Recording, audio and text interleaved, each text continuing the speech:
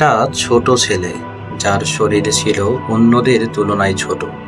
একটা সময় যার ভবিষ্যৎ নিয়ে নিশ্চিত ছিল না কেউ, কিন্তু সেই ছেলেটার পায়ে ছিল এমন এক জাদু যা একদিন পুরো ফুটবল বিশ্বকে থমকে দাঁড় করাবে। তার নাম লিওনেল মেসি। আজকের গল্প শুধু একজন ফুটবলারের নয়, এটি এমন একজন মানুষের গল্প যে বারবার হার মেনেও শেষ পর্যন্ত ইতিহাসকে হার মানিয়েছে।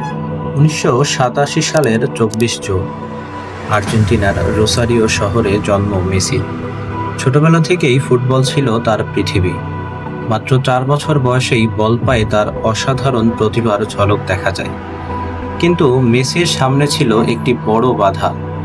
তার শারীরিক বৃদ্ধির সমস্যা ধরা পড়ে, আর প্রয়োজন ছিল নিয়মিত চিকিৎসার খরচ ছিল পরিবারের জন্য অনেক বড় বোঝা।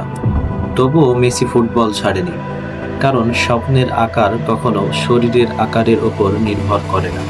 মেসির প্রতিভা দেখে স্পেনের বার্সেলোনা তাকে নিজেদের একাডেমি লা মাসিয়াতে নিয়ে আসে। 2004 সালে মাত্র 17 বছর বয়সে বার্সেলোনার মূল দলে অভিষেক।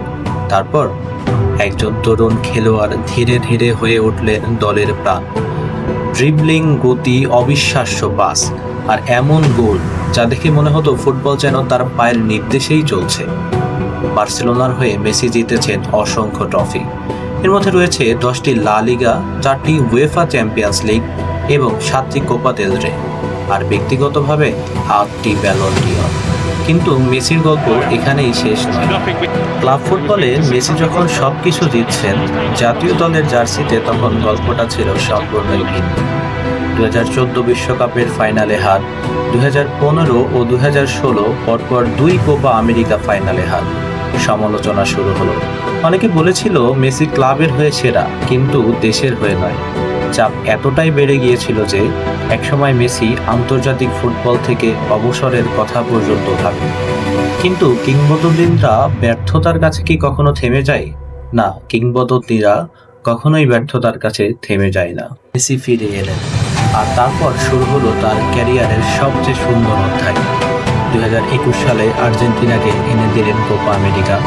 তারপর 2022 কাতার বিশ্বকাপ। 35 বছর বয়সে সম্ভবত নিজের শেষ বিশ্বকাপ খেলতে নেমেছিলেন মেসি। কিন্তু এবার গল্পটা অন্যরকম ছিল। একটার পর একটা ম্যাচ, একটার পর একটা লড়াই, আর শেষ পর্যন্ত ফাইনাল। ফ্রান্সের বিপক্ষে সেই মহাকাব্যিক ম্যাচ, 120 মিনিটের লড়াইয়ের পর পেনাল্টি শুট। আর তারপর আর্জেন্টিনা বিশ্ব চ্যাম্পিয়ন। মেসি হাতে তুললেন সেই স্বপ্নের সোনালী ট্রফি, যেটা পাওয়ার জন্য তিনি বছরের পর বছর অপেক্ষা করেছিলেন। তাই মেসির গল্প শুধু একটি ব্যালন ডি'অরের গল্প নয়, এটা এমন একজন মানুষের গল্প যে ছোট ছিল কিন্তু স্বপ্ন ছিল বিশাল। আর সবচেয়ে বড় কথা, সে এমন একটি গল্প রেখে গেছে যা প্রমাণ করে প্রতিভা আপনাকে শুরুটা দিতে পারে, কিন্তু অধ্যাবসায় আপনাকে কিংবদন্তি বানায়। লিওনেল মেসি শুধু ফুটবলের একজন মহান খেলোয়াড় নন, সে এমন এক গল্পের নাম যেখানে অসম্ভবকেও শেষ পর্যন্ত সম্ভব হতে হয়। Lionel Messi, the legend.